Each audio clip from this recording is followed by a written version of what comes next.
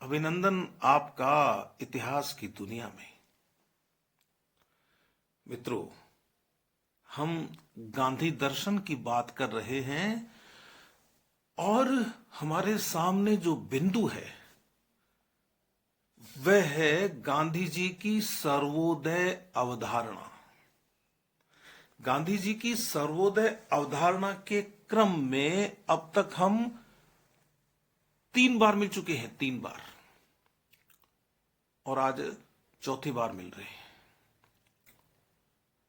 पिछली 3 मुलाकातों में हमने ये देखा कि गांधी जी इस दुनिया में केवल आर्थिक समानता स्थापित करने की बात ही नहीं करते,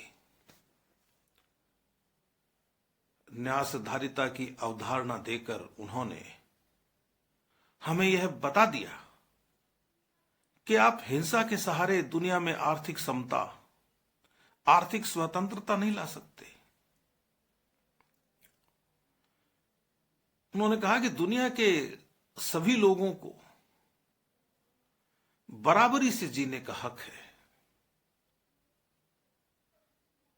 गांधी जी से पूछा गया कि जब हिंसा का सहारा नहीं लेंगे तो ये पूंजीपति कैसे झुकेंगे, ये जो धनवान हैं ये अपना धन निकालकर कैसे दे देंगे आपको।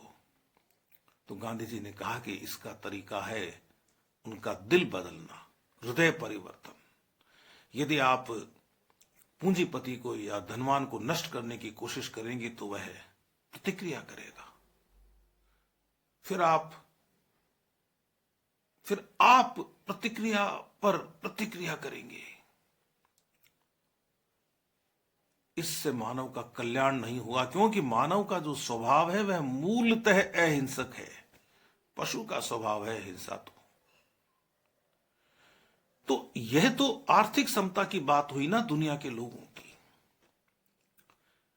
इससे आगे बढ़कर उन्होंने कहा कि मैं यह देखता हूं कि दुनिया में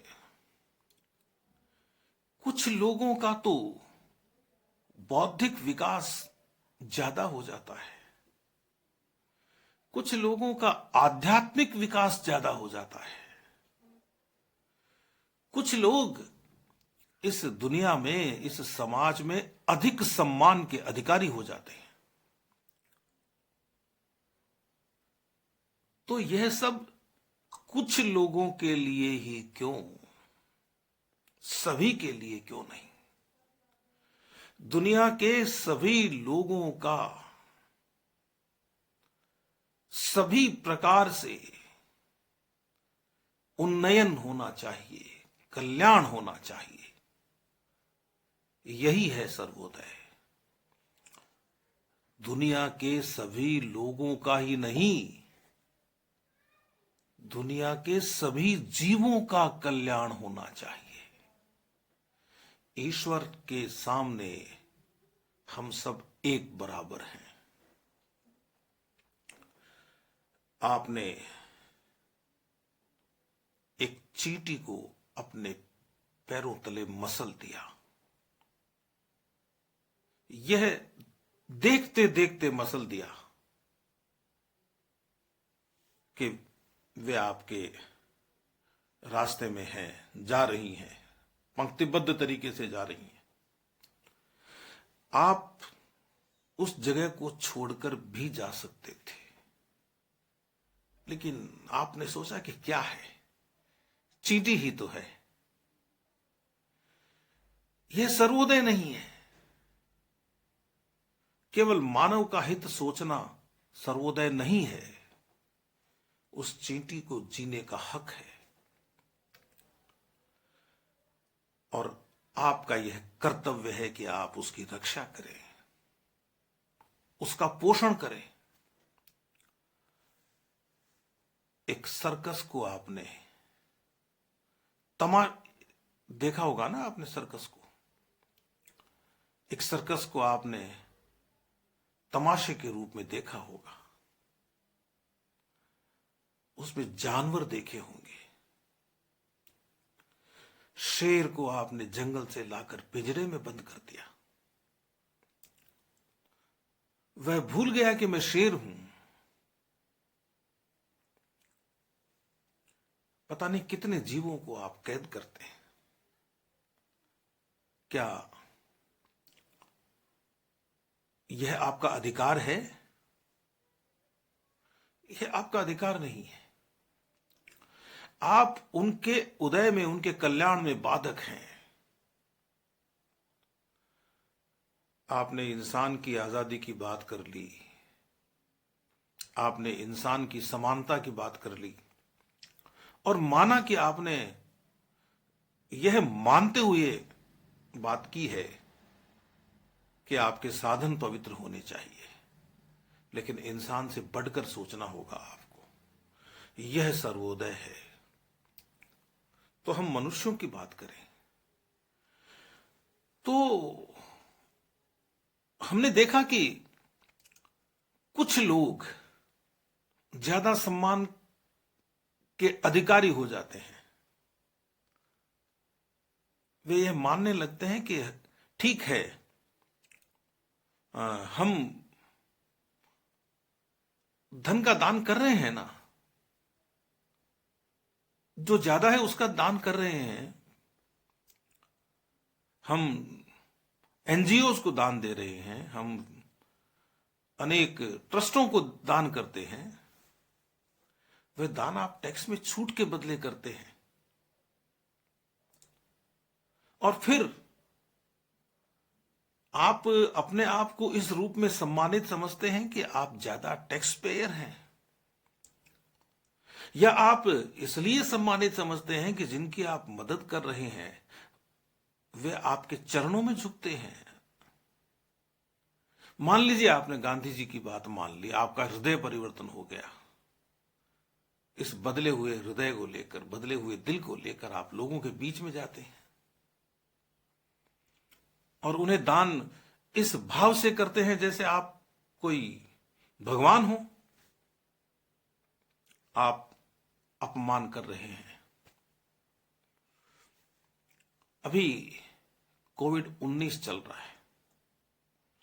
मैंने अखबारों में बहुत सारे चित्र देखे, सोशल मीडिया पर भी देखे। अस्पताल में भर्ती मरीजों के पास कुछ लोग खड़े हैं,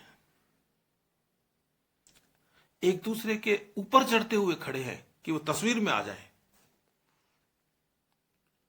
और जो व्यक्ति उनके बीच में है उसके हाथ में या तो एक केला है, या एक सेब है, या एक बिस्कुट का पैकेट है। क्या कर रहे हैं आप?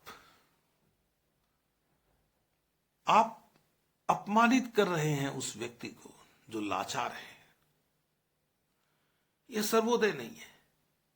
आपने अपने हिस्से का निवाला भी किसी को दिया है और सह सम्मान नहीं दिया है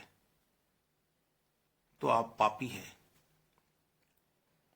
और गांधी जी यही कहते हैं कि इस पाप को मत खाइए। हमारा ऋग्वेद कहता है, अकेला खाने वाला पाप को खाता है। कह चुका हूं, मैं बता चुका हूं। यह न कीजिए, और यह हम करते ही जा रहे हैं। हमने भारतीय वाङ्मय से अनेक संदर्भ लिए थे। हमने शांति पाठ की बात की थी, सभी लोग निरोग हों, सभी सुखी हों, सभी मंगलमय घटनाओं के साक्षी बने। हमने इस वसुधा के कुटुंब होने की बात की थी। हमने बात की थी कि हम क्षण क्षण यज्ञ करते हैं और हमारा ध्यान यज्ञ से हटना नहीं चाहिए। हमारा ध्यान यज्ञ के फल पर नहीं जाना चाहिए। कर्म करना हमारा अधिकार है, फल हमारा अधिकार नहीं है। तो इन बातों को देखते हुए गांधी जी के सर्वोदय सिद्धांत की आधार भूमि को देखते हुए हमें यह देखना होगा कि इस सर्वोदय की प्रायोगिक भूमि क्या है। हमें उसकी प्रायोगिक भूमि पर चर्चा करनी होगी। तो मित्रों, गांधी जी ने स्पष्ट कहा कि न तो पूंजीवाद अच्छा है और न ही कम्युनिज्म अच्छा है। संसाधनों पर न तो पूंजीपति का अधिकार अच्छा है और न ही राज्य का अधिकार अच्छा है। धन के स्वामित्व की बात ही नहीं है। एक उदाहरण देते हुए गांधी जी ने समझाया कि आपकी दृष्टि व्यापक होनी चाहिए। आपके पास धन है, आपने यह संकल्प कर लिया कि मैं उतना ही इस धन का उपभोग करूंगा जितना मेरा हक बनता है, इससे जो ज्यादा है उसका मैं त्याग करूंगा, या तो मैं इस धन को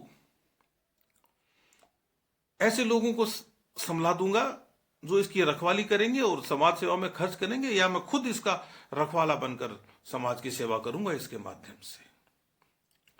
गांधी जी ने कहा कि आपने अपने 24 घंटों में से यह चुन लिया,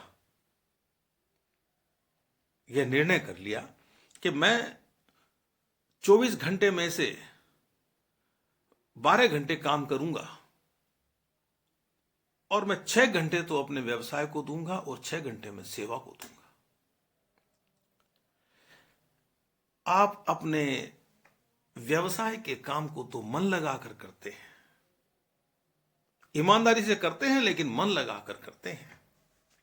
ईमानदारी से तो आप करेंगे ही, क्योंकि आपने न्यासधारिता को अपना लिया है, तो वह तो आपका स्वभाव हो गया। लेकिन सेवा के काम को आप चलताऊ तरीके से करते हैं कि क्या है, यह तो सेवा का काम है, थोड़ा कम हो जाएगा तो क्या होगा। तो गांधी जी कहते हैं कि यहां गलती करते हैं आपको दोनों ही कामों को बराबर महत्व देना चाहिए। यदि आप यूं सोच लें कि सेवा का काम तो ईमानदारी से करेंगे, लेकिन धंधे में क्या है, थोड़ी ऊंच नीच चलती है, तो फिर आप न्यासधारिता के रास्ते पर नहीं है, सर्वोदय के रास्ते पर नहीं है। गांधी जी ने कहा कि ये जो दुनिया है, ये दुनिया सही रास्ते पर नहीं जा रही है। मैं देख रहा हूं कि ये दुनिया सही रास्ते पर नहीं जा रही है।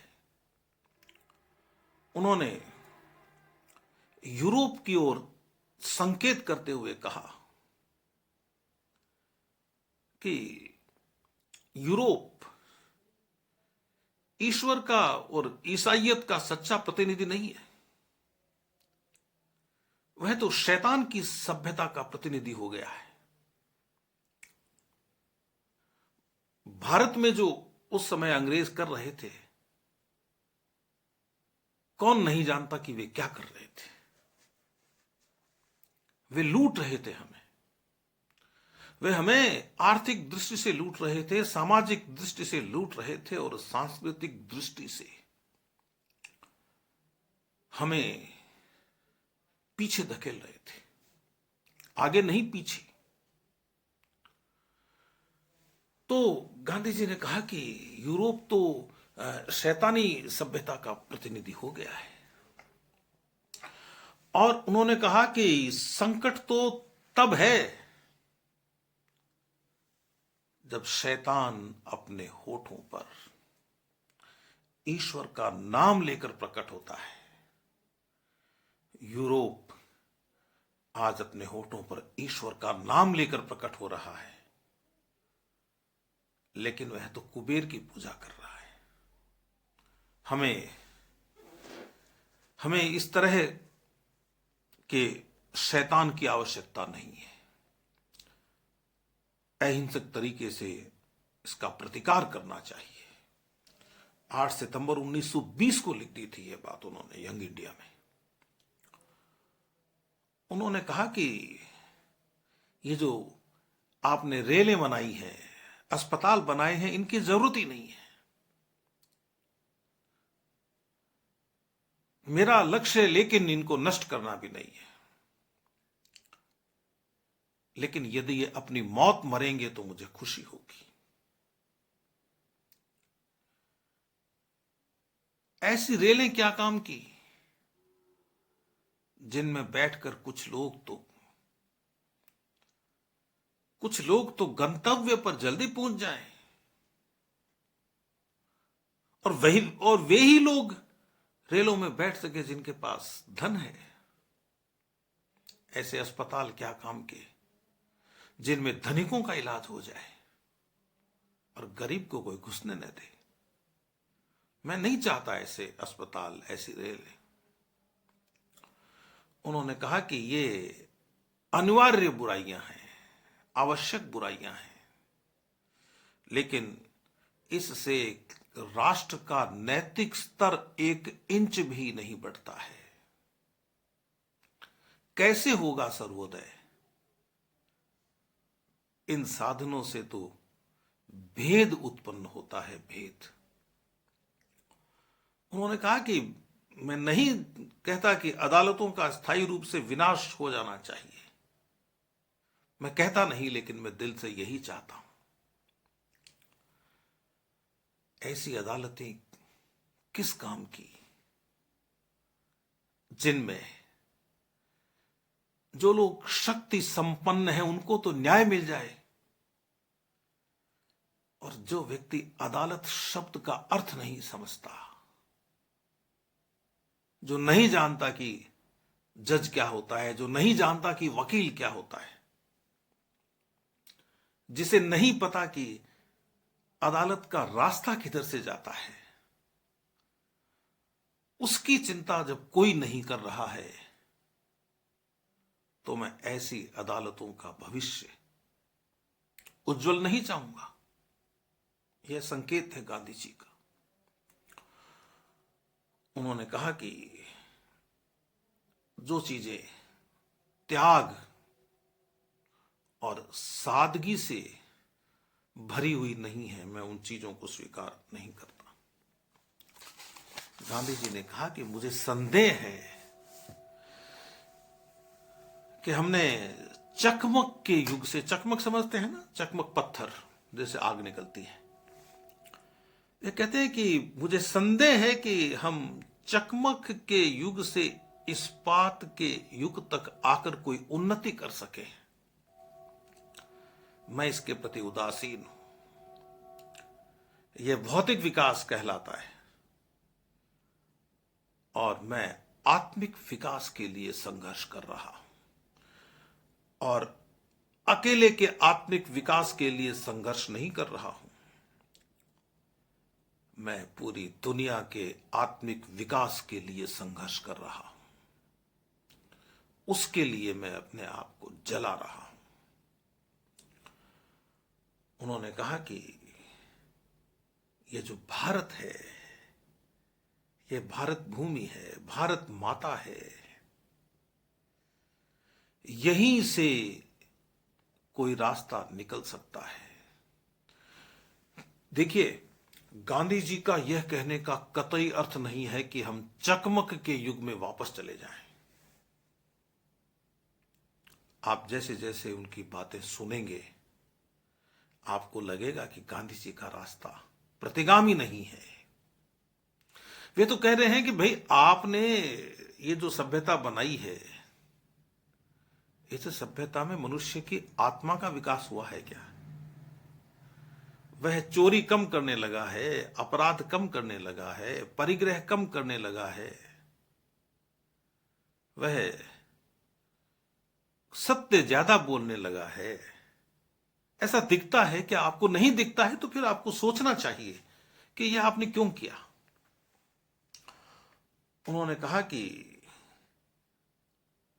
क्या आप यह सोचते हैं कि ईश्वर उन स्थानों पर रहेगा जहां धुआं ही धुआं हो, चिमनियां बनी हो। ऐसी जगह ईश्वर नहीं रहेगा। उन्होंने कहा कि क्या आप समझते हैं कि ईश्वर ऐसी जगह रहेगा जहां फैक्ट्रियों का शोर हो, जहां सड़कों पर वाहनों की कतारें लगी हो, और आजकल तो आप देखते हैं कि 2-2 घंटे तक ट्रैफिक जाम हो जाता है। ईश्वर वहां उपस्थित होगा क्या? क्या यह सत्य है? सत्य का मार्ग है? यह प्रेम का मार्ग है? जब सारे लोग, आप देखते नहीं, आप भी जाम में फंसते होंगे, जहां सारे लोग एक दूसरे पर झुंझलाते रहते हैं, हॉर्न पे हॉर्न दबाते रहते हैं, गालियां भी बकने लग जाते हैं। किस बात की झुंझलाहट है भाई? किस बात के लिए शोर मचाया जा रहा है? किसे दी जा रही है गालियां? क्या इस वातावरण में हम अपनी आत्मा की शुद्धता की कल्पना कर सकते हैं? नहीं कर सकते तो ईश्वर कहां से होगा? उन्होंने कहा कि लोगों को बसों में, ट्रेनों में भेड़ बकरियों की तरह ठूस के ले जाया जा रहा है। वाहन भागे जा रहे हैं, किसी को नहीं पता कि कोई क्यों भाग रहा है। ऐसे में क्या इंसान उस शांति को प्राप्त कर सकेगा जो शांति हमें ईश्वरीय चिंतन से मिलती है? नहीं कर सकेगा। उन्होंने कहा कि क्या व्यवस्था है, लोग बसों में, ट्रामों में, ट्रेनों में भेड़ बकरियों की तरह ठूसे हुए हैं, और व्यक्ति यह समझता है कि मेरा वश चले तो मैं इन सबको ट्रेन से बाहर फेंक दूं, मैं अकेला यात्रा करूं, अजनबियों के बीच अजनबियों को बाहर फेंक दूं। और अजनबी सोचते हैं कि ये जो नया चढ़ाया है, ये क्यों चढ़ाया, इसको बाहर फेंक देना चाहिए। कहां जा रहे हैं? चकमक के युग से क्या इस्पात के युग तक हम इसलिए आए हैं?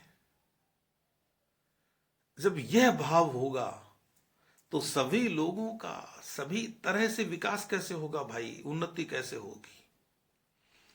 नहीं हो सकती। ऐसे चिड़चिड़े लोगों के बीच में सर्वोदय नहीं आ सकता। एक कंपनी है मद्रास की, GA नटेशन एंड कंपनी। उस कंपनी ने एक संग्रह निकाला था कि speeches and writings of Mahatma Gandhi. वहां से मैंने ये उद्धरण लिए हैं। और आपको यदि गांधी जी के सारे विचार एक ही जगह देखने हो, यह उद्धरण भी मैंने उस पुस्तक से भी लिया है जो बता रहा हूं मैं। तो ये पुस्तक है महात्मा गांधी के विचार, हिंदी अनुवाद भी है और अंग्रेजी में भी है। आपको उल्टी दिखेगी ये, महात्मा गांधी के विचार। आप ये ले आइए, RK प्रभु और UR राव का संपादन है। इसमें गांधी जी के करीब करीब सभी विषयों पर विचार संकलित हैं। तो मुझे इस पुस्तक का बड़ा सहारा है। तो मैं कुछ बातें इस पुस्तक से लेकर भी कहता हूं। गांधी जी ने कहा कि यह कैसी आधुनिक सभ्यता है, हम कैसी लड़ाई लड़ने लगे हैं। एक व्यक्ति पहाड़ की चोटी पर बैठकर नीचे खड़े सैकड़ों लोगों को मार सकता है अकेला।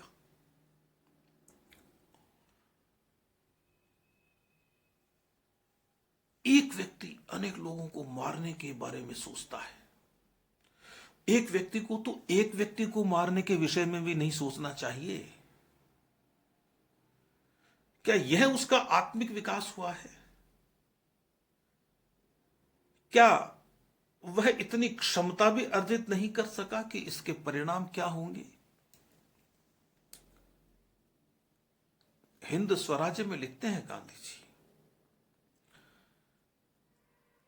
कि जहां हजारों लोग एक साथ फैक्ट्रियों में काम करते हैं, उनकी दशा तो पशुओं से भी गई बीती है। पशुओं से बुरा हाल है उनका। और मैं कहता हूं कि आप दम साधे देखते रहिए, यह सभ्यता अपने आप नष्ट हो जाएगी एक दिन।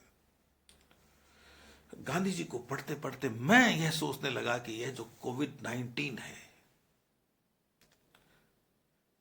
कहीं ऐसा न हो कि यह शुरुआत हो। एक वायरस हमारे नियंत्रण में नहीं आ रहा और हम इस धरती से बाहर बस्तियां बसाने की सोच रहे हैं। यदि ऐसे वायरस लाखों हो गए तो क्या होगा? विनाश नहीं होगा क्या? विनाश होगा। जब 100 साल पहले हम इस तरह की महामारी देख चुके हैं, मैंने पढ़ा है कहीं कि 5 करोड़ लोग मारे गए थे। उसकी चर्चा नहीं करूंगा, विषय का फिर विस्तार दूसरी तरफ हो जाएगा। कुछ लोग कम संख्या बताते हैं, लेकिन यदि 1 करोड़ भी मरे हैं दुनिया में लोग, तो आपने इन 100 सालों में क्या किया? कुछ नहीं किया आपने। और अब वही व्यक्ति बड़े अस्पताल में भर्ती हो सकता है जिसके पास धन है। तो गांधी जी जो बात आज के लगभग 100 साल पहले कहकर गए, वह बात सत्य सिद्ध हो रही है। 1920 में कही हुई बात 2020 में पढ़ रहे हैं हम, और कोई अंतर दिखाई नहीं देता है। फिर हमने क्या सीखा? बहुत कुछ नहीं सीखा। और ये कहते हैं कि ये जो दौड़ है पागलों जैसी, आदमी भागा जा रहा है, हवाई जहाजों में भाग रहा है, रेलों में भाग रहा है, बसों में भाग रहा है, और पता नहीं कहां जा रहा है।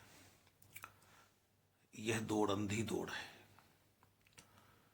और ये जो औद्योगिक सभ्यता आई है, यह तो एक बीमारी है। हम आकर्षक शब्दों में और नारों में आ जाते हैं,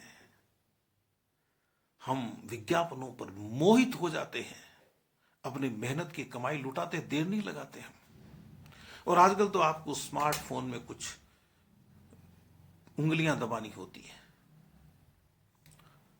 सामग्री आपके घर आ जाती है और आप प्रसन्न होते हैं। तो यह साध्य नहीं है। साध्य तो आपका यह होना चाहिए कि आपकी जरूरतें कम हो, और हम तो जरूरतों को बढ़ाए जा रहे हैं। और हम ये समझ रहे हैं कि इसी में जीवन का सार है कि मेरे पास ज्यादा है, मेरे पास ज्यादा है, यह मेरी सीमा है। लेकिन मुझसे ज्यादा रखने वाला भी तो कोई है, उससे ज्यादा रखने वाला भी कोई है। तो इस ज्यादा की तो कोई सीमा ही नहीं है। कम की सीमा हो सकती है। हम उल्टी दिशा में जा रहे हैं। फिर सर्वोदय कैसे होगा? कुछ लोगों के पास तो ज्यादा ही ज्यादा होता चला जा रहा है, और कुछ के पास कम होता जा रहा है। तो सर्वोदय कैसे होगा? जिसके पास नहीं है वह अभाव में है, जरूरत की चीजें नहीं है। और जिसके पास है उसके पास भौतिक संसाधन भी है, वह सम्मान भी ज्यादा प्राप्त कर रहा है। मेरा अनुभव है, निजी अनुभव, किसी मंदिर में आप यदि रसीद कटा लेते हैं तो आप पहले दर्शन कर सकते हैं भगवान के। और धनिक लोगों को मैंने देखा है रसीदें कटवाते हुए। मैं पंक्ति में खड़ा रहूं 2 घंटे तक और उसे 2 मिनट भी नहीं लगे। फिर ऐसे होने का क्या मतलब है?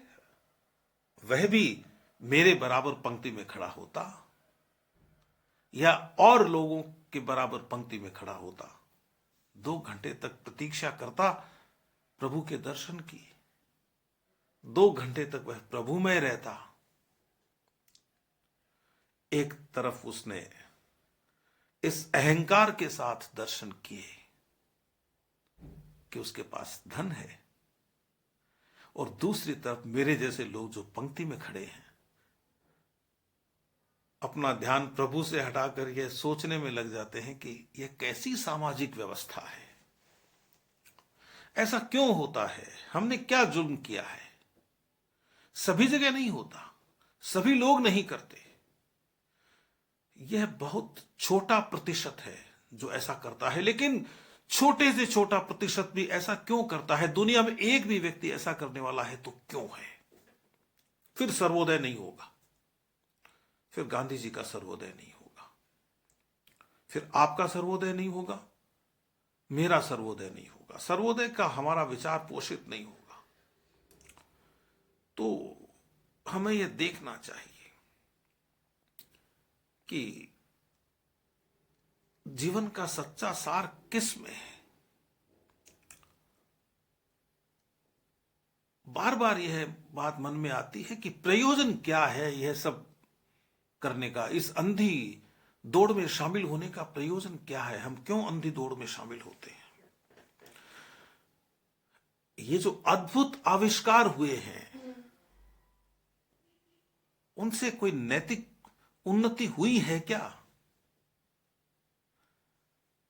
हम गांधी की आलोचना कर देते हैं कि वे स्वप्नदर्शी हैं, हम वेलेस की आलोचना कर देते हैं, हम टॉल्स्टॉय की आलोचना कर देते हैं, हम ईसा मसीह की आलोचना कर देते हैं, हम बुद्ध की आलोचना कर देते हैं, हम राम की आलोचना कर देते हैं। लेकिन उन्होंने जो नैतिक ऊंचाई हासिल की थी, आप कर सकते हैं क्या? ईसा मसीह के अनुयायी वैसे क्यों नहीं हुए? राम के अनुयायी वैसे क्यों नहीं हुए? बुद्ध के अनुयायी वैसे क्यों नहीं हुए? यह एक बड़ा प्रश्न है और सोचने का प्रश्न है। कुछ और प्रश्नों के साथ हम सर्वोदय पर एक बार फिर मिलेंगे। तब तक आप मुझे अनुमति दीजिए। नमस्कार।